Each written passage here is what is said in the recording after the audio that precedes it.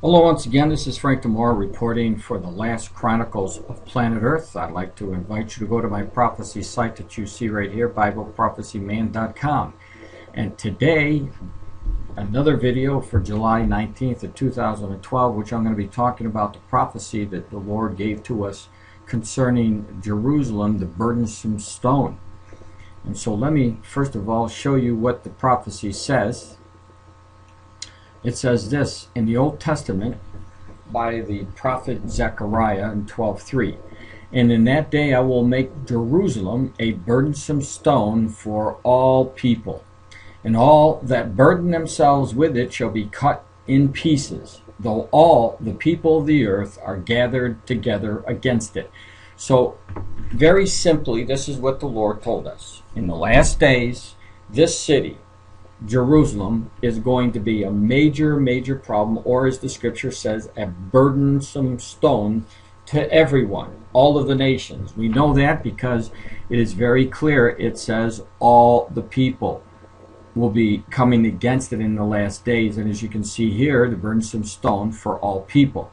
Now, since 1979, the peace agreement between the Israelis and Egypt, there's always been conflicts with all of the Arab countries, and Egypt was the only country that signed a peace agreement with them, with Israel in 1979. But Jerusalem, this city, has been a major problem ever since, because the Palestinians want East Jerusalem back. The section here, they want it back because that's where the third most holy site for the Muslims are, the Dome of the Rock. And this is the place right here. This is where the third temple will be placed during the time of the Antichrist. And so the Palestinians and the Arabs, they want to control this area, and they want to destroy Israel to get it. Now, we know that is in the process of taking place right now, as all of the nations that are prophesied both in Psalm and Ezekiel are all coming together to try to take Israel out soon.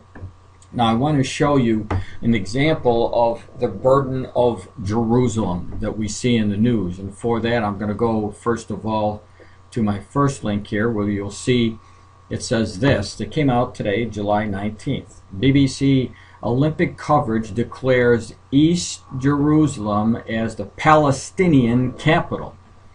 All right, now it is right now, it is the capital of Israel. But the news media and the world are saying that it is not Jerusalem's, or it doesn't belong to the Israelis. Jerusalem does not belong to the Israelis, that they're occupying it. And so it's become a burdensome stone for all the people. So let's see what it says. The BBC Sport website coverage for the forthcoming London Olympic Games features country profiles of all the competing nations. Every other country profile includes listed capital city, all except Israel. So right away we get the gist of, they're isolating Israel. And this stands to reason, because this is exactly what we see from Scripture about the last days concerning Israel, and how everybody would be coming against Israel in the last days. This even includes Palestine, where the BBC takes enormous liberties with its list of facts. And according to the BBC, East Jerusalem is the capital of Palestine. And this isn't the first time we've seen news like this. And it's just one of those signs that if you know prophecy, you know what's happening, you know why it's happening, and it's all happening to fulfill prophecy. Now, in our site, they show you Palestine, the flag, Palestine, and down here, the capital of East Jerusalem, right? But when you look in Israel, you'll see the map here, Israel, and there is no capital. So there's definitely bias there. It says, so if the BBC were to be consistent, it would presumably state also inaccurately that Israel's capital is West Jerusalem. Wrong. The BBC Olympic country profile for Israel simply fails at all to include a listed capital city. So they didn't even bother to list it at all.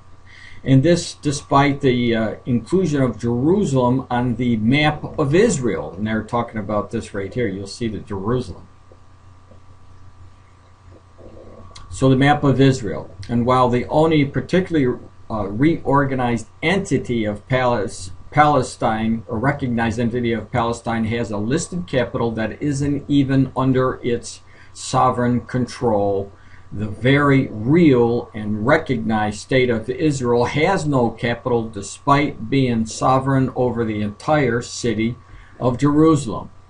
Now, it says the Palestinian has been recognized, or Palestine has been recognized as a member of the Olympic Council of Asia, the OCA, since 1986, and the International Olympic Committee, IOC, since 1995. And the BBC features Palestine is therefore legitimate within the context. However, while the BBC could argue that Jerusalem is not recognized as Israel's capital by many of the international community, there is simply no excuse for distorting reality and appointing part of Jerusalem as the Palestinian capital city. Or is this just another evidence that the BBC shares the dreams of the Palestinians? And that's exactly what I believe. And obviously, if you know what the word says, this kind of news doesn't come to us as a surprise. Now, I threw this other extra piece about Jerusalem in there, and you'll see the article. It says, oops, the Guardian acknowledges Jerusalem, a old city, is in Israel. Now, the Guardian usually goes to great lengths to portray Jerusalem, and more specifically the old city, as not being a legitimate part of Israel. Instead, the Guardian and many other media outlets refer to East Jerusalem as a settlement beyond the 1967 borders and therefore illegally occupied. When it comes to the status of Jerusalem, the Guardian style guide even states Jerusalem is not the capital of Israel, Tel Aviv is. A shocking assertion ultimately backed up by the UK's Press Complaints Commission. But this is the deal. God sees Jerusalem as capital city for Israel. And he tells us what's going to happen in relation to these final days when it comes to the city, when it comes to East Jerusalem. And we know that anybody who comes after Israel, comes after or burdens themselves over this city, just like Zechariah said here, they will be wiped out. Now, when will they be wiped out? Go to my first post today, and I deal with Psalm 83, that war there. And it looks as God will take care of all of Israel's enemies who burden themselves over Jerusalem and this holy city. He's going to eliminate them in a Psalm 83 war. And then the next group of people who have burdened themselves over this city are the Islamic states that are mentioned in Ezekiel chapter 38. And Zechariah's prophecy will also be fulfilled in Ezekiel chapter 38, as those nations will be wiped out as well. So there you have it. Jerusalem has become a burdensome stone. We're going to leave soon. Welcome, everyone. This is Frank Demore with the Last Chronicles of Planet Earth. And today is July 19th, and I'm going to be covering some new news concerning the coming Psalm 83 war. Now, again, as yesterday, I'm pointing out the significance between what is happening in Syria. And today there was another article that also mentioned some other people that are listed in the Psalm 83 war, which I'll be pointing out. And you'll see here we have Syria, number 10. They are one of the nations that will be attacking Israel, modern day Syria. And then we also see here in Tyre, which is today, that's where the Hezbollah are. So these are the two primary groups of people that I'm going to be talking about, although in this article you'll see that Jordan is also mentioned in the article, and I'll point it out when I get to the article. But for those of you who may be new to prophecy, this is one of the prophecies that haven't taken place yet, but it's developing, and it's developing rapidly. And I will be explaining the significance of this report that just came out. Now, if you are new, please stay with me on this. I'll make it very easy for you. And if you've been coming to my YouTube channel for a while in my prophecy site, please bear with me just for a second. That the people who are new may not understand Bible prophecy will get the information they need to understand it fully. So getting down, we see in the prophecy, Psalm 83, and I'll let you read this yourself just for time's sake. It's very easy reading. But essentially what we see here is the Lord tells us that all these countries are going to come together. They're going to counsel themselves together. They're going to come up with a plan, and their plan will say, wipe out Israel. That they're not even going to be a nation anymore. And you'll see this, it says in verse 4, and they have said, come and let us cut them off from being the nation, that the name of Israel be no more in remembrance. And of course you'll see in verse 5 that they do come together as a confederate group of nations, all of them. So what I want to show you right now, that there's an article that I'm going to bring to you. And when you go to my website, you'll be able to click this link and access the link. It is a long article, but it is well worth it, especially as if you know what to be looking for in the Psalm 83 war. So let me go to that link. I'll click the link, and we'll discuss what's going on. You'll see that this was from Israel. Today is July 19th. This is today's news. And remember what I just showed you, Hezbollah is in the group of people that are going to attack Israel, so this is where it becomes significant. And as you'll see here, it's talking about Syria, which I also pointed out a few minutes ago. It says Hezbollah is preparing a big surprise for Israel, Nasrallah says. In a speech to supporters, the Hezbollah leader, Hassan Nasrallah, reveals that Syria has armed its organization and other terrorist groups in Gaza with long-range missiles. Now, get this. Israel can be happy about suicide bombings in Damascus that killed the top Syrian defense officials, Nasrallah says. World leaders warn Syrian crisis is rapidly spinning out of control, expressed concern over chemical weapons. Now, a few years back, in my posting, I warned the people this is what we should be looking for in Syria. And I did warn, you can go back and just do Google search, Frank Demore, chemical weapons, Syria. But I did warn that if they were to use, if Bashar al-Assad were to ever use chemical warfare against Israel, Israel would swoop down into Syria and destroy Damascus in a few minutes. They would just launch everything they had. And essentially this is one of the scenarios that we're looking for to happen that would bring on the Psalm 83 war. So it goes on to say that the Hezbollah, and keep in mind every time I say Hezbollah, just put it in the back of your mind, that God told us Hezbollah was going to try to annihilate Israel with another one of the nations, Syria. Now, as I said, there are several names that are mentioned in the Psalm 83, but I'm just going to point out the ones that are in the article. So the Hezbollah is preparing for a big surprise for Israel. The Shia Organization Secretary General Hassan Nasrallah said on Wednesday in a speech making the 6th anniversary of the Second Lebanon War. And for those of you who may not have been following the news, Israel had to go to war with Lebanon, I believe in 2006, because Israel was getting shelled from the PLO, the Hezbollah, the Hamas, and all the different factions. And so finally, after a barrage of rockets and missiles, Israel went in and attacked those people to stop the missiles from coming over. And this is what this article is in reference to. Goes on to say that during the speech delivered via video feed to the crowd of Nasrallah supporters in Beirut, Nasrallah proudly revealed that Syria, get this, Syria, remember, is in that list.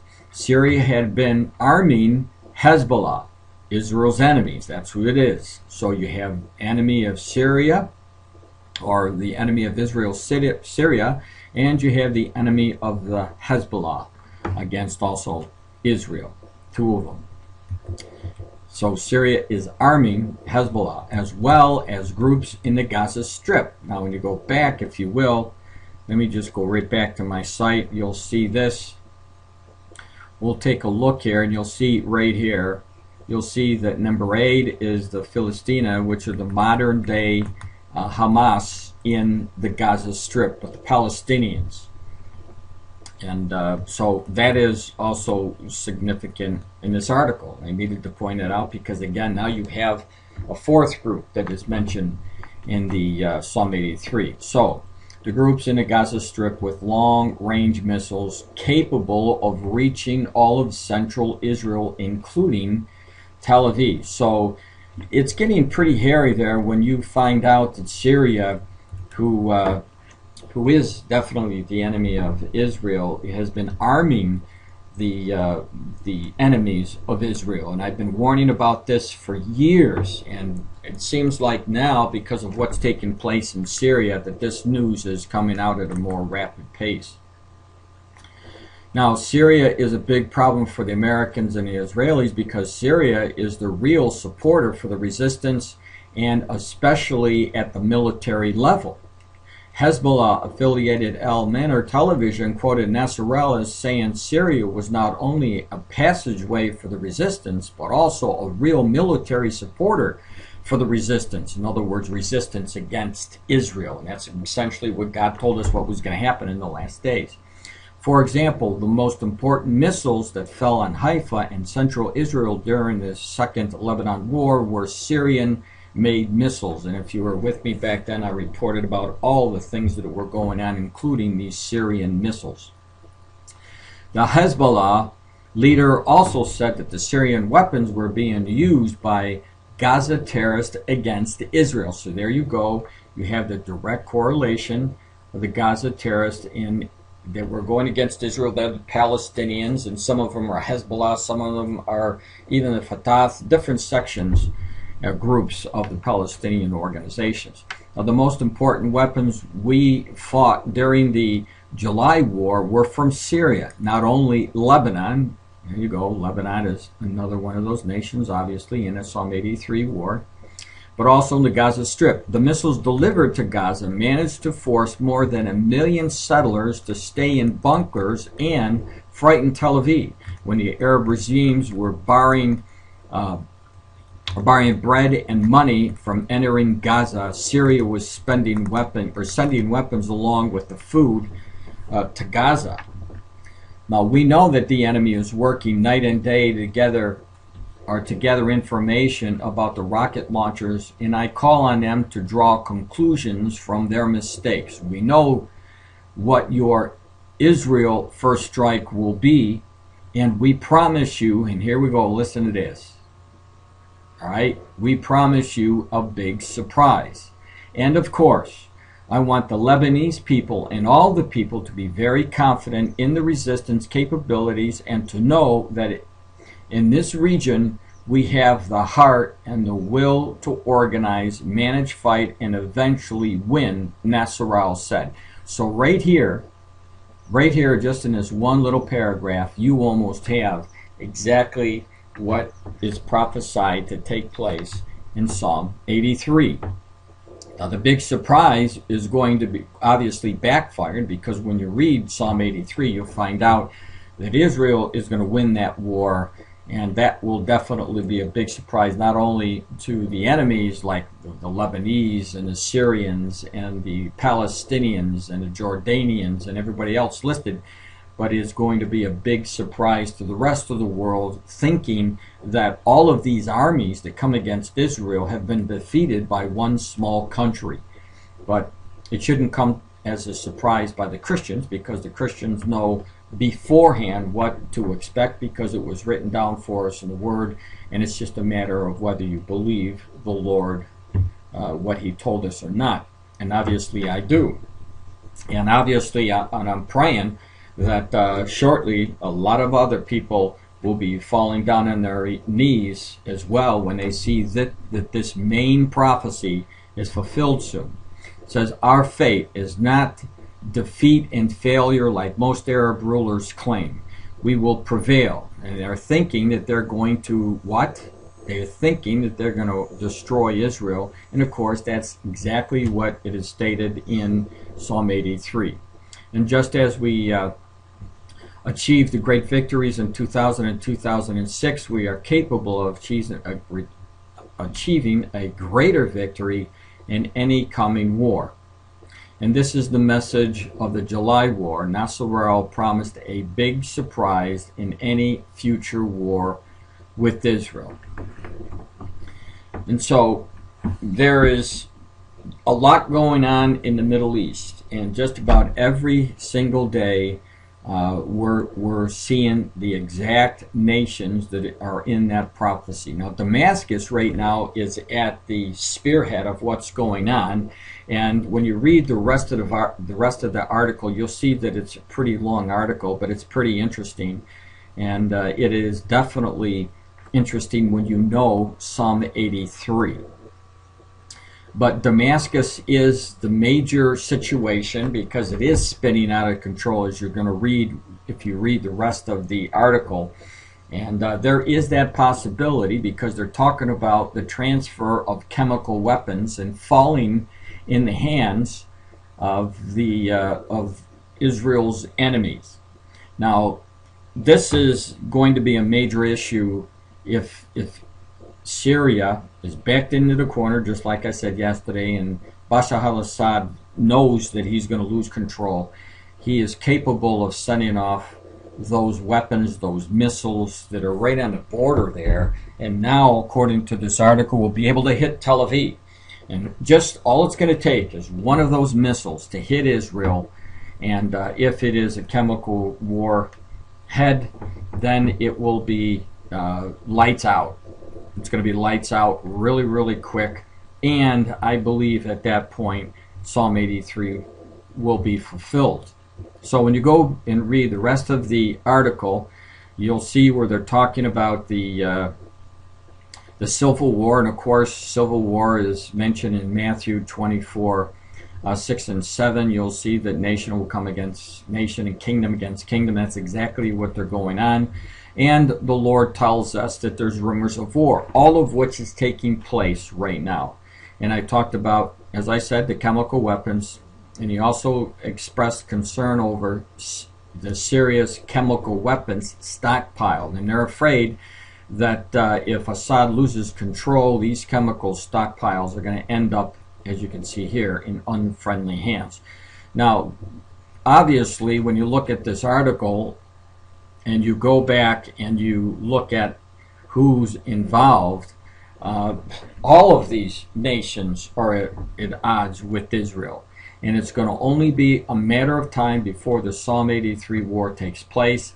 And any one of these events could launch that war, whether it's an attack by Syria, a chemical attack, whether outside forces attack Syria and then the Syrian president attacks Israel thinking that he can turn the tide of his Arab brothers to swing their attention on Israel. Whatever happens, just know this. It's going to happen soon. And it's right over the horizon. But the bottom line is this. Even though they come with the Confederate nations against Israel in the last days, Israel is still going to be standing because God is not going to allow his people to be destroyed. Israel, the nation of Israel, because they rejected the Messiah, are going to have to go into the 7-year tribulation, just like anybody else who refuses Jesus Christ as their Savior. And God will be dealing with the Jews during the 7-year tribulation.